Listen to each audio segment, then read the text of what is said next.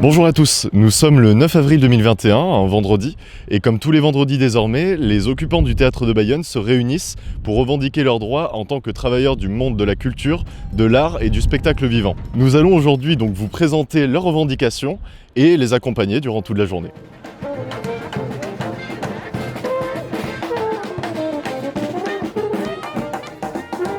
L'idée d'occuper les théâtres, c'est l'idée d'avoir un lieu où le débat public peut reprendre, où les gens peuvent se retrouver pour parler. Je crois qu'on est tous dans une période où on est tous isolés, qu'il n'y a plus du tout de lieu où on échange, on gobe tout ce qui nous est donné. Moi je parle en mon nom, je me sens un petit peu anesthésié, je ne sais pas comment m'exprimer, je ne sais plus comment faire entendre ma voix.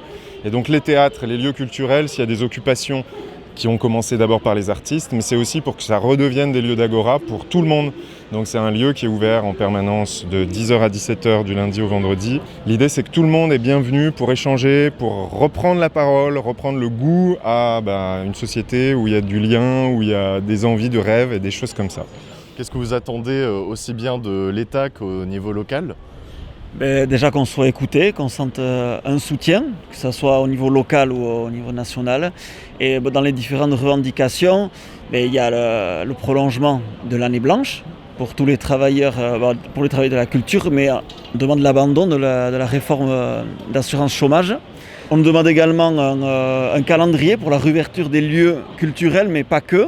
Tous les lieux qui génèrent du lien social. Et comme disait Aurélien, on invite les gens à venir au théâtre pour se régénérer et échanger avec nous et on se sent beaucoup moins seul.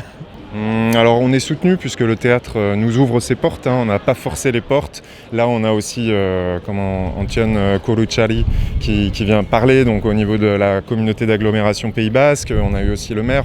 Du coup il y a un vrai soutien de tous les locaux, de toutes les collectivités locales. Et l'idée, c'est effectivement que ça remonte au niveau national pour qu'il y ait vraiment des actions qui se fassent. C'est aussi comment est-ce que nous, on se met en organisation, comment on apprend à reparler en collectif, comment ça fonctionne, un débat. C'est intéressant d'avoir des assemblées générales. On se retrouve une centaine, comment on prend la parole, comment les idées, l'intelligence collective fonctionne. Tout ça, c'est un terrain de recherche, en fait. Pourquoi ? Pour la sortie de crise aussi, parce que là, il va y avoir plein de choses à défendre et qu'il faut s'attendre à ce que ce soit difficile pour beaucoup de monde. Donc l'idée c'est d'avoir un lieu ressource, une manière de fonctionner qui puisse permettre à tout le monde de s'y retrouver et de sortir de son entre-soi.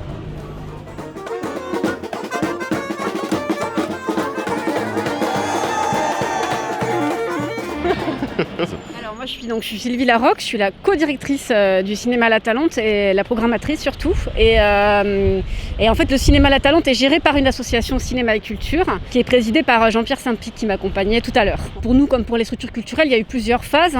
Il y a eu une première phase de confinement donc l'année dernière qui a duré près de 3 mois, qui a été une phase très étrange comme pour tout le monde, une phase un peu de sidération qui nous a fait nous adapter petit à petit. Ensuite on a rouvert le cinéma pendant quelques mois avec un retour progressif à la salle de cinéma. Puis nous on a la particularité d'avoir un lieu qui permet vraiment d'organiser des animations, qui est un lieu très vivant, qui est un lieu qui vit aussi l'été parce qu'on a une terrasse.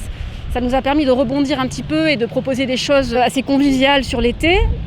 Et puis malheureusement, il y a eu un deuxième confinement qui est tombé fin octobre alors que le public revenait vraiment en salle, qu'il y avait des films qui fonctionnaient. Et depuis on n'a plus trop de nouvelles. On l'a beaucoup dit, mais il y a pour nous une forme quand même d'incohérence à autoriser les déplacements, les rassemblements des publics dans plein d'endroits différents, sauf dans les lieux de culture. Et sauf dans les cinémas où il a été quand même prouvé que ce n'était pas des lieux de contamination. Notamment, ce qui est pour nous encore plus surprenant, c'est qu'il y a des élèves qui pouvaient aller se brasser dans des établissements scolaires mais qui ne pouvaient pas aller au cinéma. Alors nous, c'est vraiment aussi le cœur de notre travail, c'est l'éducation à l'image, c'est montrer des films très jeunes. Et donc ça pour nous, tout ce travail-là, il a été annihilé complètement cette année. Malheureusement, je ne pense pas qu'on va reprendre d'ici juin, ça va être un peu tard. Puis nous, notre cœur de métier, c'est quand même défendre le cinéma indépendant. Et c'est le cinéma qui est aussi aujourd'hui aussi très fragilisé. Et plus ça dure, plus c'est fragilisé. Donc on espère que tout le monde va s'en remettre, que ce soit les réalisateurs bien sûr, mais aussi les producteurs, les distributeurs. Nous on fait vraiment partie d'un écosystème en fait. Voilà.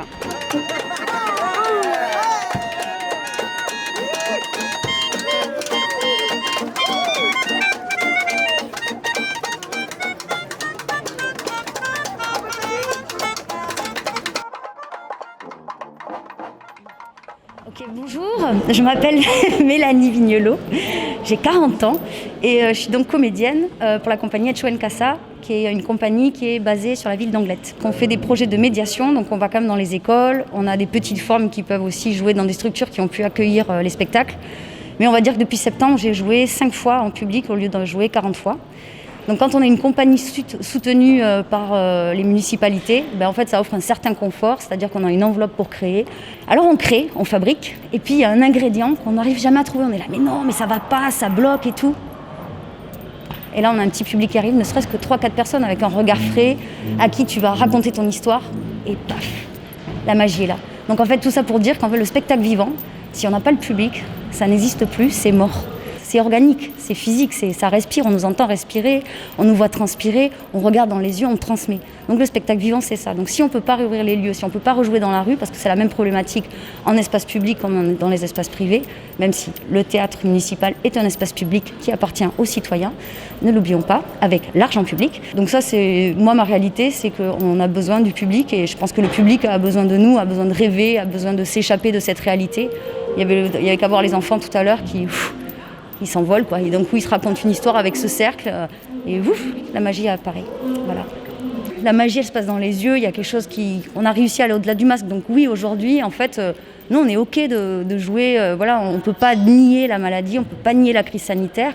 Et on est d'accord, c'est ce qu'on fait que répéter au gouvernement. En fait, on est des êtres responsables et on est capable, on est en capacité en fait, de répondre au protocole sanitaire tout en jouant des spectacles de qualité avec la même exigence, la même magie. Et le public, il est prêt à subir le masque et à être séparé, à être des demi-jauges. En fait, tout le monde est OK pour faire ça. Donc il suffit juste de réouvrir les lieux et de faire confiance aux citoyens et être responsables que nous sommes. Donc juste pour dire un petit mot, c'est qu'aujourd'hui on est 100 théâtres occupés dans la France. Pour la plupart, ils sont occupés depuis 3 à 4 semaines. Donc le mot d'ordre général, c'est on occupe, comme je disais juste avant, parce que c'est des espaces publics qui appartiennent aux citoyens. C'est des tribunes, c'est des assemblées auxquelles on a tous accès. Et ensuite, je pense qu'il va y avoir un mouvement supérieur, c'est qu'à un moment donné, on sent bien que là, c'est bien, les petits artistes, ils sont dans leur petit théâtre, ils font des petites actions, mais ça dérange personne. Donc là, ce qu'on se dit, c'est que là, on a besoin de se faire entendre. Au-delà de nous, de notre réalité d'artiste, il se passe vraiment des choses dans notre gouvernement, c'est pas possible. Voilà. Donc, liberté chez nous. Voilà.